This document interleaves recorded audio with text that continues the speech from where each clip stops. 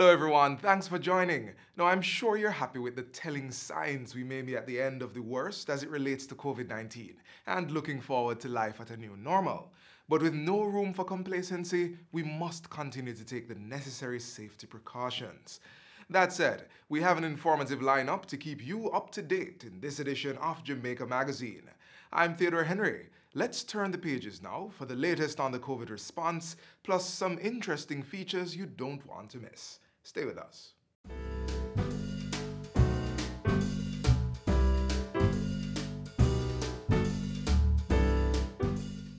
Tip number 1. Keep your regular medication and other supplies well stocked.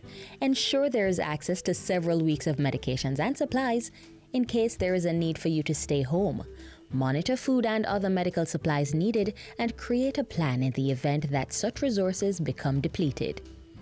Tip number 2. Stay sanitized. Tip number 3. Respond to multi-generational living situations. Many older adults live in homes where other members, such as children, may have frequent colds. Therefore, do not share personal items like food, water bottles, and utensils. If possible, choose a room in your home that can be used to separate sick household members from those who are healthy. Tip number 4. Develop intentional caregiver plans. Older adults may be caregivers or may receive care themselves. Caregivers and care recipients should discuss their preparation plans, including how to stay in touch via phone or email. Determine who can provide you with care if your caregiver gets sick. And tip number 5. Keep abreast of essential up-to-date information. That means you should find and regularly check a trusted information source.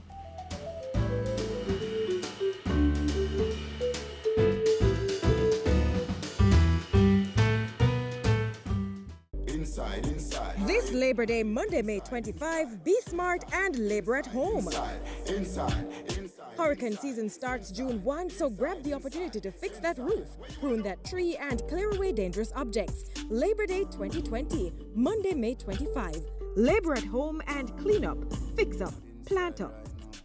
Labor Day 2020, Monday, May 25. Labor at home. A flattening COVID-19 curve. Helping hands reaching out to persons in need. Economic activities returning slowly but surely. Our News Roundup segment gives you more in detail right now.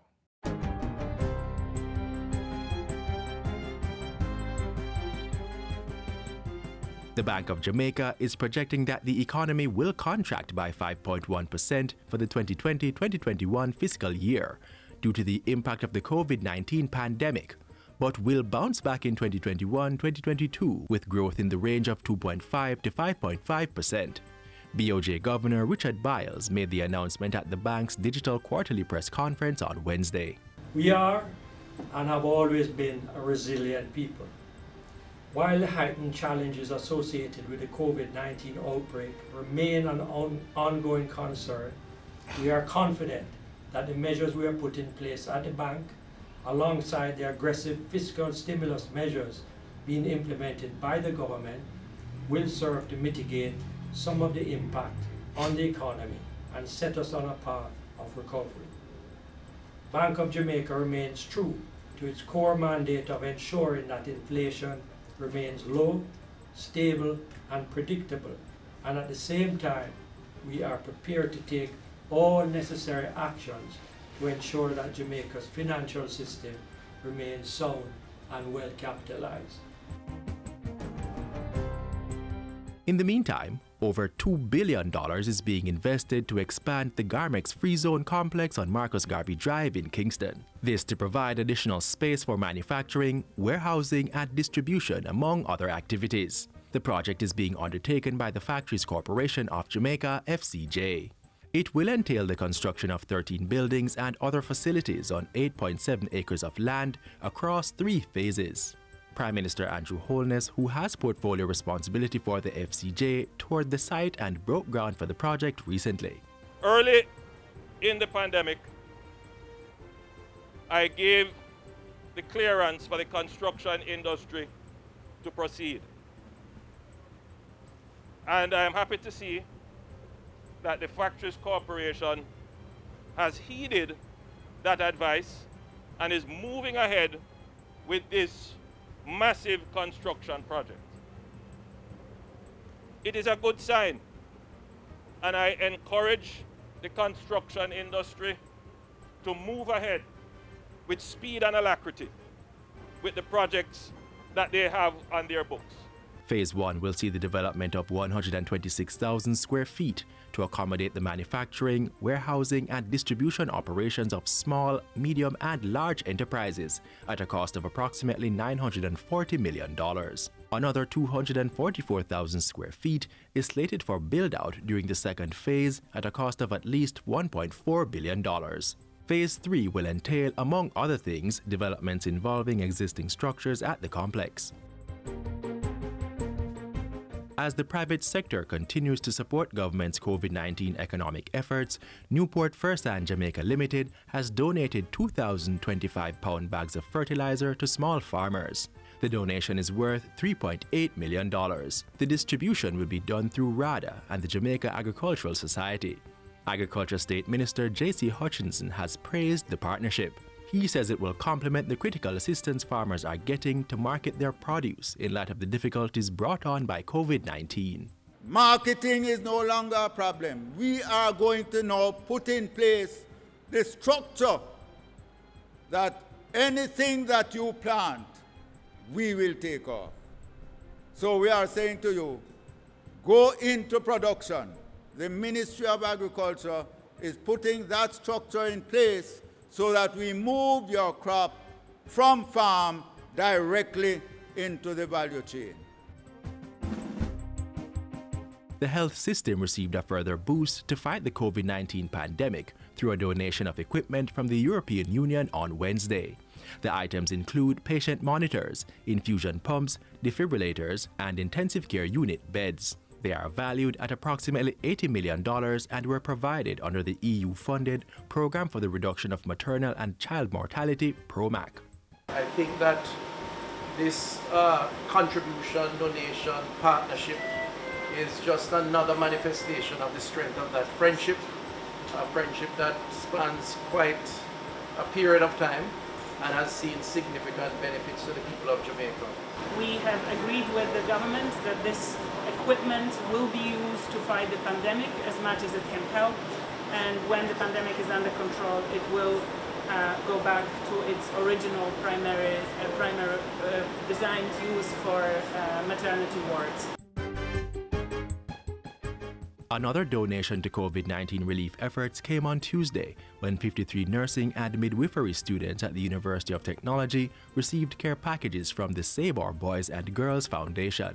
The items include canned food, meat, flour, cornmeal, toiletries, sanitation items, and ground provisions. Wife of Prime Minister and founder of the charity Juliet Holness presented the items.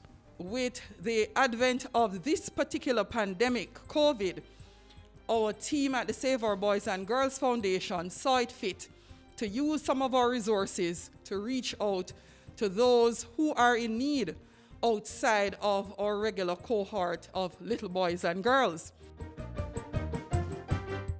Meanwhile, the Ministry of Health and Wellness will be employing an additional 1,300 community health aides to support the existing cadre of 2,300 across the island. This is part of the strategy to prepare the population to pursue normal lives despite COVID-19. The addition of these officers, Mr. Speaker, therefore, will enable the government to continue our efforts in early detection and strengthening our capacity to contain and to manage any infections once they are identified.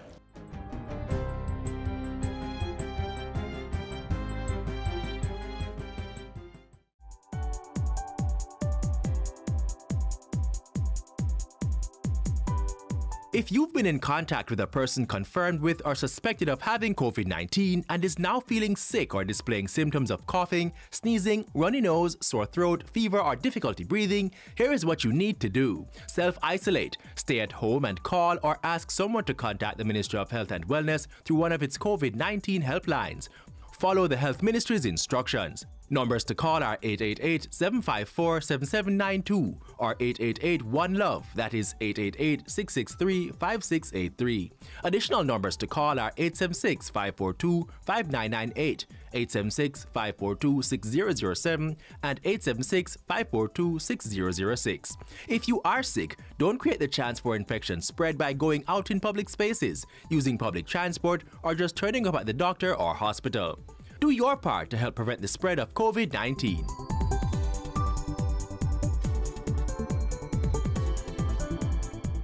The government's response to the COVID-19 pandemic also targets the economic fallout affecting individual workers, their employers, and businesses. Take a look.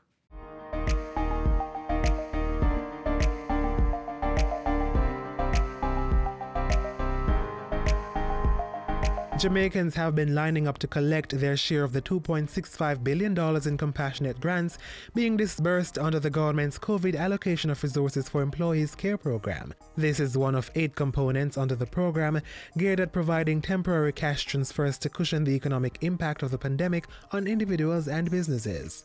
Well, my experience still, the only problem I have really is just I'm not working. My work, I'm a freelance waitress, so my work is down. Payment of the compassionate grant has been made available since May 7 across 40 financial institutions to approximately 265,000 applicants. The figure represents 70% of the close to 379,000 eligible applicants. The remainder are being processed. The money was well received by many beneficiaries, most of whom say it will be used to buy much-needed groceries. At this time, I'm actually happy to receive this fund because it's able to provide some extra food on my table, and it was well needed in a time like now. Feel good, Can help out a little. I'm really buy some little stuff with it, like some rice and flour and some tin mackerel and them stuff. It go a long way. Yes, I'm grateful for it. Even if I didn't get any, so long somebody well in need of it, get it, I'm good. I give God thanks, because it can do me a lot. I need a bag to go to church, and I'm going to buy a bag to go to church. Rest I buy stuff to put into my house for my kids them. I can say I'm grateful for this money, and knowing me, I'm going to rinse it, turn it, I'm going to do whatever I should do. That, grateful, good for my son and me. Finance Minister Dr. Nigel Clark says over 159,000 applicants opted to collect their compassionate grant at a remittance outlet, which has caused overcrowding at institutions. We had over 110,000 people across Jamaica select to receive their grant through the Western Union outlet. So the government is working with Western Union to make the experience a comfortable one for Jamaicans. As a result, Grace Kennedy Money Services teamed up with the government to set up a massive payout point at the National Stadium car park through its Western Union subsidiary. We have this big car park, and when we looked around for a safe environment where we could have our teller operations, where people could pay out money, then we realized that this would be the perfect place. The Ministry of Health came in and they discussed with us some areas that where we could improve, and we have implemented those improvements today. These include using the National Arena as a payment outlet for vulnerable groups, such as the elderly, persons with disability, mothers and infants, and those who are pregnant. Also, chairs were placed 6 feet apart to maintain social distance. To make the process even smoother, persons attached to the Housing Opportunity Production and Employment Hope program were engaged to assist with pre-screening. We are supposed to be helping the elderly, pregnant people, and the general public in ensuring that they have the right CRN, then their ID and the right tracking number, and that their money is being paid to Western Union. Persons who showed up to the National Stadium to collect their payouts found the process simple and convenient. Well, you see that system here, sir? Smooth and other as a system outside. I like all the setting, all the people really cooperate. This morning when I came, we begin with some numbering system, and that helped to organize the crowd. Everybody was in a line and in their right position. So I think if they practice this kind of way, it will be easier in the long run. So I think we are moving in the right direction. I'm pleased that with the CARE program, where we are assisting in this time of COVID, that Jamaicans are able to benefit and also to receive their cash transfer in an atmosphere of comfort and dignity. Meanwhile, government is working to smooth out the collection process in other densely populated areas. We're now going to have to address other areas like Spanish Town and Portmore, and we're going to be having discussions as to how we are going to work on improving the other areas outside of Kingston. Aside from increasing collection locations, the government has extended the collection period, which is expected to minimize the rush. Your compassionate grant has been paid over to the remittance company that you selected on your behalf. And your compassionate grant will be with your remittance company until the 30th of June. So that gives you all of May and all of June to collect your compassionate grant. If you will be collecting your compassionate grant between now and June 30, remember you will need a valid government-issued ID, such as your driver's license, passport, or voter's ID, your tax registration number TRN, and your CARE reference number. And remember to wear your mask and observe physical distancing rules. For more information, contact the Ministry of Finance and the Public Service toll-free at 888-4-WE-CARE. That's 888-493-2273.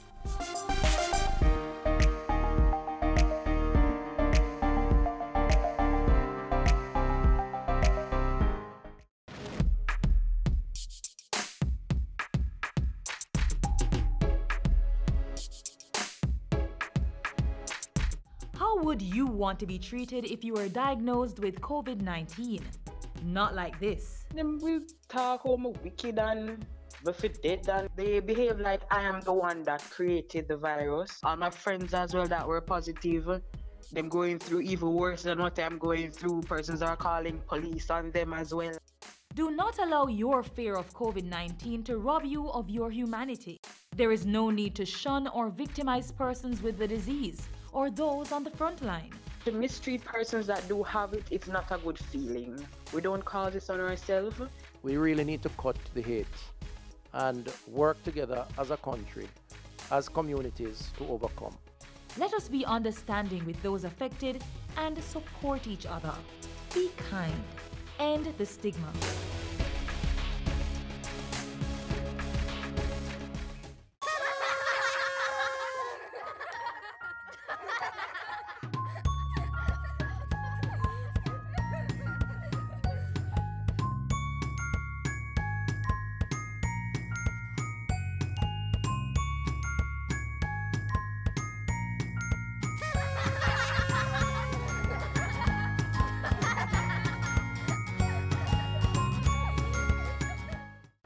Hi, my name is Cyan. This is what we do to stay active. We exercise.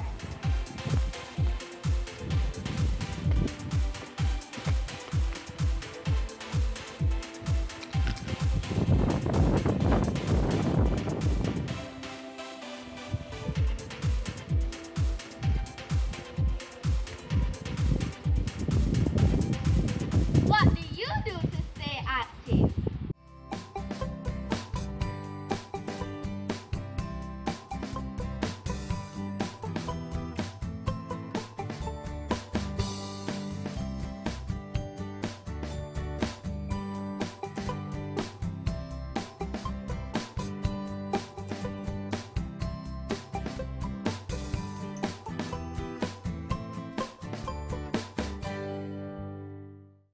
I am smart, I am blessed, I can do anything! Woo, woo, woo!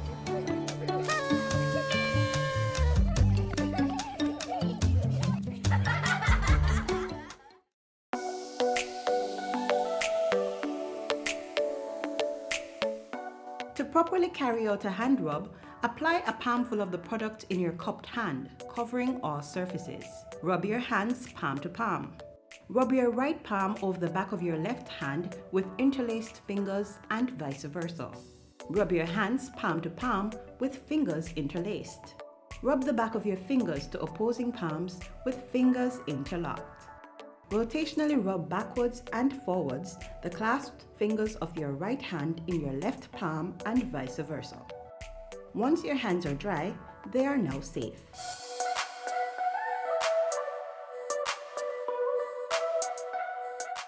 What we eat and how we eat can either make us healthy or sick. And while health experts recommend that we consume healthy foods in the correct proportions, the goal of balancing our diet can be elusive, especially if we can't measure our consumption. So to help with that, we look to our food labeling for the important facts.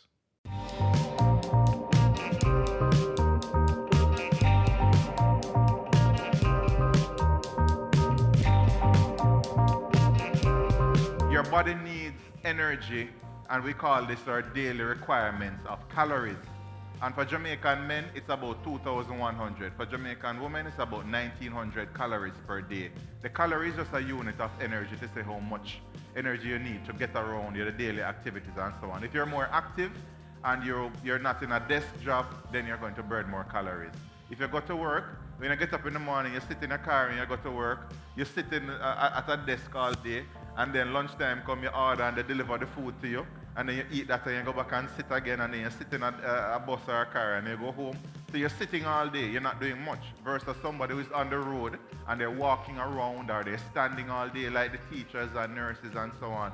Then you'll realize the difference in how much energy you will need. And so if you are more active, you should be eating a little bit more. But the problem is that everybody is eating as if they're working in sugarcane fields, chopping cane all day.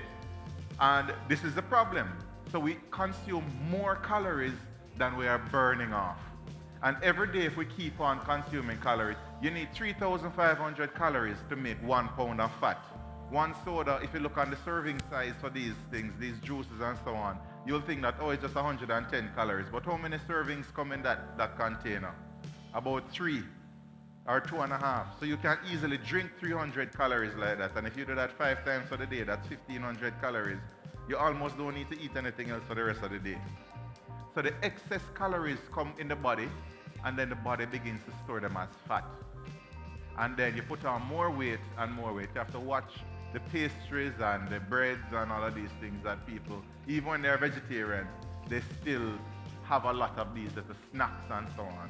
These things are full of calories. You know that one of the cream crackers is about 450 calories. Water crackers is about 500. Yeah, nobody don't want to hear. I never want to believe it either. But this is what you get, the packs that you get, and a lot of people eat them with butter, right? So can you imagine how many calories you're putting in your body with one little snack? And you don't talk about the tea yet, with the milk, the condensed milk and the sugar that you have to have that with. All of these things, they add up without you even knowing. The ingredients label will go from the most to the least in a product. So if the product is making a claim, look at where that claim is. If it is 1, 2, or 3, because if it falls less than that, you're really not getting value for your money, right, in terms of content. The nutrition facts. One of the first things you're going to look at is the servings per container, and this says 2.5, which means it's 2.5 servings in the container. You are not supposed to drink it, you must share it, right? And then you're going to look at your calories. It says 90 calories, but it's 90 calories per serving, and it's 2.5 servings. So it's 2.5 times 90, which comes out to about 225. And then you come down and you look at your sugar, and it's 22 grams of sugar, but it's per serving. So the entire container is 2.5 times 22, which works out to about 55, 56 if my maths is right. And there's 4 grams equal 1 teaspoon, so you end up with about roughly 14 teaspoons of sugar. And that is, you use this template for all the products that have nutritional facts on them. This is 14 teaspoons of sugar, and the American Heart Association recommends that for an adult male, you're supposed to consume 9 teaspoons of added sugar per day. For an adult female, it is 6 teaspoons of added sugar per day. And for a child, it's less than 6 teaspoons per day. And a child here, we're talking about from 2 to 18 years old. Don't look at a container and judge it by the size alone. It's very important to read the label so you know exactly. And look at it, 220 calories. For parents, we're asking them, to be very mindful of how much sugar they're giving their kids, right? Because it impacts upon their health in the long term. We try to provide information to parents and guardians, teachers, anyone about the alternatives to these sugary drinks, because really you don't need them in your diet. You can get enough sugar that you need from the foods that you eat, the carbohydrates, which are converted to sugars in your body, which give you energy. So some of the alternatives are, of course, water. It's the best one, but there's also fresh fruit juices. So blending your own juices without adding sugar, and you'll have the natural sugars and fiber from the fruits.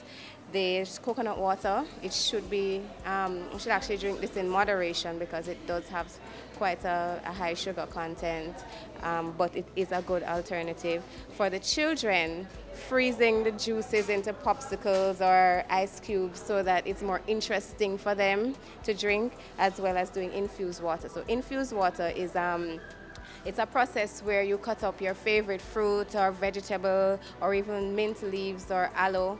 You place it in water overnight so that the vitamins, the minerals, all the goodness from the fruits and vegetables are infused into the water, and you can have that. It's not sugar sweetened, and it gives you the vitamins and minerals that you need throughout the day. And then for children, there's unsweetened milk. So not flavored milks like the chocolate milks, but unsweetened milk doesn't have a high sugar content, and it also will give the children the calcium that they need for their growing bodies as well.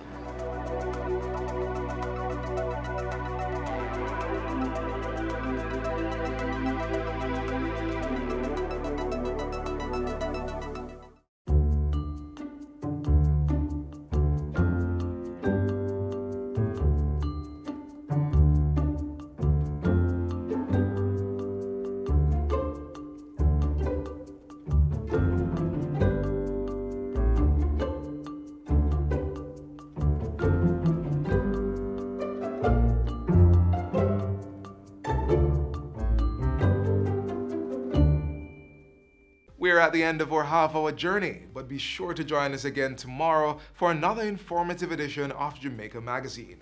And remember to do some work around your home for Labor Day. Until then, continue to watch these and other programs by logging on to our website at jis.gov.jm or subscribing to our YouTube channel. You may also find us on all the major social media platforms and through our mobile app that's Android and iOS compatible. On behalf of the entire production team, I am Theodore Henry, urging you to stay COVID-19 free. This has been a production of the Jamaica Information Service, the voice of Jamaica.